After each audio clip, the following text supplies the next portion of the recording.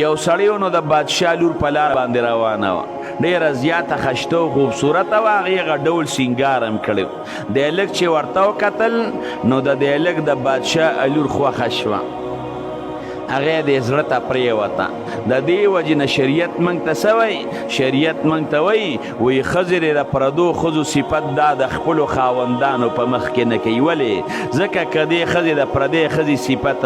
دا د خپل خاوند په مخ کې وکړه نو د دې خاوند زړه بیا د محبت بیا د هغې ښځې سره پیدا شي هغه ښځه خو ده په لیدلې هم نه ده دی به تصورات د هغې اجنبي یې کوي د هغې د ګلدین ښځې صفت یې ورسره کړی دی دې سړي زړه به د ګلدین د ښځې سره معلق شي هر وخت به د هغې سوچونه کوي نو په دې وجه شریعت حکم دا دی چې ښځه د پردۍ ښځې صفت د خپل خاوند په مخ کې نه کوي ولې ځکه که د هغې صفت وکړي د دې سړي زړه د هغه سره معلق کیږي نو چې کم انسان رونو الله یادوي نو چې کم شی ته یادوي نو هغې ذات سره به ستا محبت پیدا کیږي او تعلق به دې پیدا کیږي نو چې کم انسان الله یادوي نو الله سره به د غیر اختیاري دومره محبت پیدا چې د هغې ډوس اندازه نشته نو دا سړی په لار روان و د بادشاه لولي را ډېره زیاته خشته وه د بادشاه هغه لور یې خوښه شوه ته راته به تاوېده را تاوېده به د بادشاه دې لور سره به زما دا ملاقات څنګه وشي هغې ورته یو ځل سوال جواب وکړه وایي زما هم خوښې خو لیکن ما سره ستا دا ملاقات داسې احسان غوندې نه دی چې ته تاوېږې را تاوېږې او ما سره به دې ملاقات شي په دې د ما سره ملاقات نه کېږي ده ورپسې سوال جواب وکړه چې مړ شم در پسې خوب مې د شپې او دروازې نشته هر وخت مې په ذهن کې تاوېږي را تاوېږي څنګه به در سره میلو شم وایي داسې چل وکړه زما د پلار عقیدت او محبت د الله والا سره دی چې کوم ذاکرین دی او الله یادوي نو زما د پلار محبت هغې کسانو سره دی نو ته د ځان نه چېته جعلي پیر د ځان نه جوړ که چېته جونګړه کې کښېنه الله یادوه پلار به مې درله درشي په سبانه به ما هم در پرېږدي وایي کار وشو که خیري لاړ د ځان لی د ښار نه باره په صحرا کې یو جونګړه جوړه کړه غټې تسبې پیدا کړې هغې کې کښېناست الله الله الله الله وایي ذکر یې شروع کړ د کور نه پسې خوراک راځي د جونګړې نه بار ته نوځي الله یادوي چې خلک وکړه چې دا خو دا میاشت نیمه تېره شوه او دا سړی په جونګړه کې ناست الله یادوي خلک پې صبر رامات شو یو ورته وایي ما ته دعا وکړه بل ورته وایي ما ته دعا وکړه خلک پې رامات شو خلک وله راځي خلکو به تحفې ډالۍ هم ځان سره راوړې زه ما له د کور نه خوراک راځي زما دا تحفې او ډالۍ ستاسو نه دي په کار خلکو ته پته ولګېده چې دا خو د دنیا والا پیر نه دی دا خو نیک سړی دی دا خو الله یادولو والا انسان دی دنیا والا خو نه دی ګنکپ خو نه دی بس شهرت یې په مزه مزه باندې زیاتېده خبره ورسېده بادشاه ته چېرې چې دې ځای کې یو پیر دی او د هغه کالو سر په دې جونګړه کې ناست چې د کور نه وله خوراک راځي او الله یادوي د چا تحفه او ډالۍ هم نه هلي بادشاه وی دې کسانو پسې خو زه ګرځم او واقعي نو داسې نیکانو پسې ګرځېدل پکار دي الله څه وایي یا ایها الذین آمنوا اتقوا الله ای د ایمان خاوندانو الله و ایمان او یریږه د الله نه ویریږئ وکونو مع الصادقین او چې کوم رښتوني خلک دی نو هغې رښتونو خلکو سره کښېنئ چې کوم ذاکرین خلک دی هغې نیکانو سره کښېنئ انسان ته چې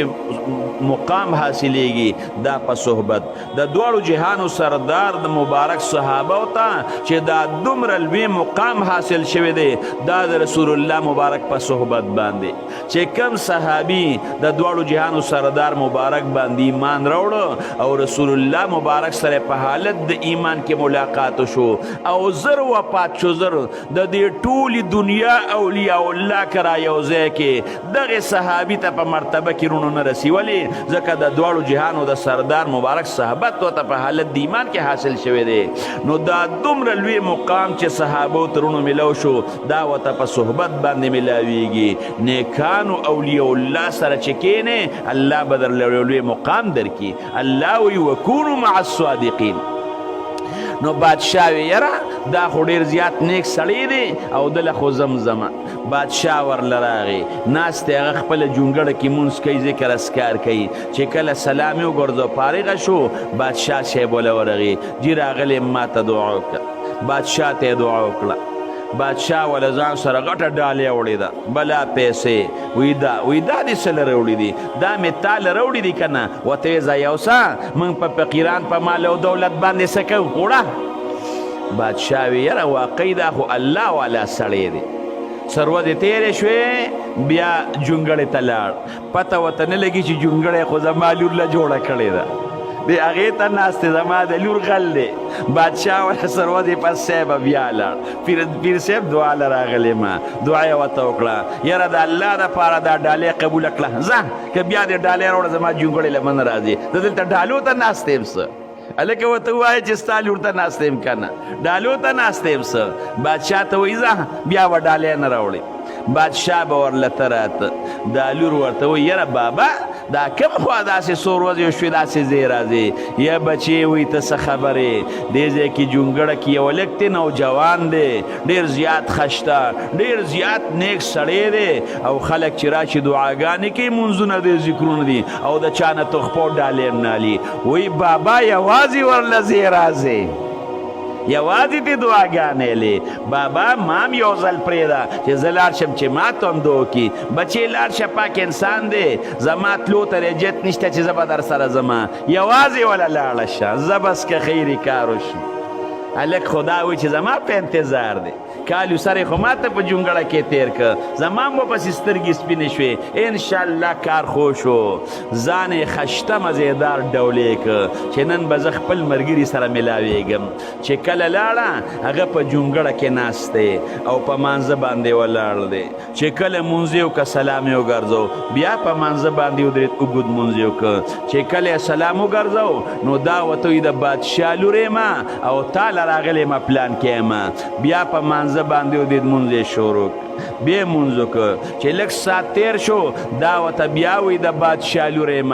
تا له راغلی یم که نه هغه بیا په مانځه باندې لګیا دی مونځونه کوي چې کله یې مونځ وکړه نو بیا لګیا دی خپل ذکر کوي الله ته جاړي الله الله الله ته جاړي نو دا ورته وایي وایي زه د بادشاه لور یم او تا له راغلی یم که نه پروا هم نه ساتي دا ورته وایي په قلاره باندې کښېنه دا چل خو درته ما ښولی دی تا چې دا جونګړه جوړه کړې ده او تا چې د الله دا نوم شروع کړی دی نو دا خو د ثواب په نیت دی نو شروع کړی دا خو زما دپاره یې داسې کړي دي نن دله په خپله راغلی یم او ځان مې راته ډولې کړی او خشته کړی دی ته ما ته ګورم نه د به هغه هلک ورله آواز ورکه وی اگر چې ما دا ذکر شروع کو ما د ثواب په نیت د الله نوم نو شروع کړی په دې نیت مې شروع کړی و جونګړه کې په دې نیت ناست وم چې ته به ماله یو ځل راشې په دغې نیت مې شروع کړی و هغې د الله نوم زما د زړه دنیا بدله کړې ده زما په زړه کې شپه او ورځ د الله محبت دی زما پړه کې د بادشاه لور نه تاویږي دا خو ته یوې که ستا په شان یو کم زر نور هم تا سره شي او ته ماله راشې درته به ونه ګورم او تا سره به ملاقات ونه کړمه د الله نوم زما د زړه دنیا بدله کړې ده نو که د الله دا نوم دیرونو شروع که خلک بار سار سوی دا به ستا د زړه دنیا بدلی دا د خشته الله نوم دی هغه ذات هغه الله د ټول دنیا خالق او مالک دی اسمانونه او ځمکې پیدا کړل د الله په نوم کې نو ډېر لوی اثر دی اوبه که مونږ څکو هغې کې اثر شته ستا تندرونو ختموي د یو زر کاله چې یو انسان کفر کړی دی کفر کافر دی او الله یې خفه کړی دی یو ځل چې کلمه د شهادت وویل او توبې وکړو مسلمان شو د زرو کالو کفر به ولې دا کلمه د شهادت ختم کړي د الله نوم کې دومره رونو دا اثر دی